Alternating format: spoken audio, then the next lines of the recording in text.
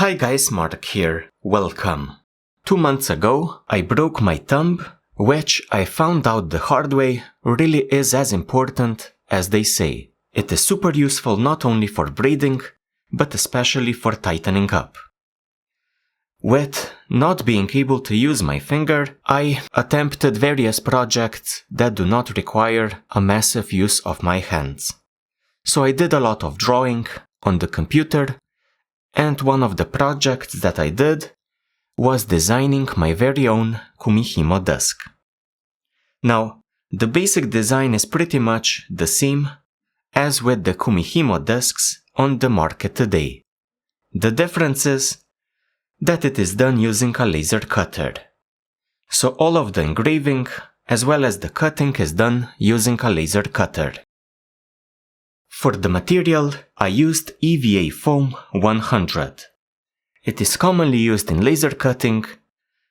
It is quite rigid, not very flexible, which is what you want in a kumihimo desk. The thickness was 3/8 of an inch, so 1 centimeter. The process of using a laser cutter usually starts by drawing a vector image.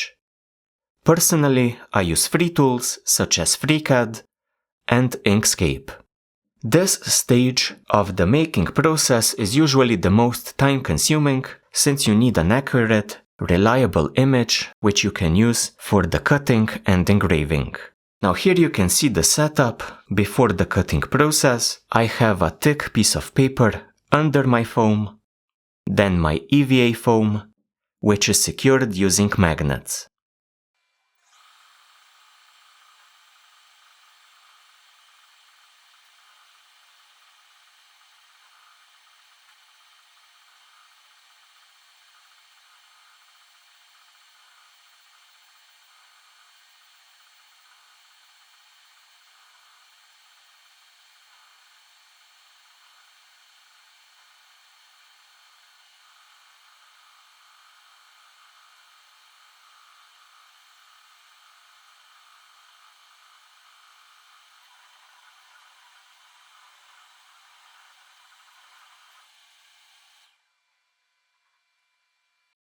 So the end result is a functional, nice-looking and affordable kumihimo desk.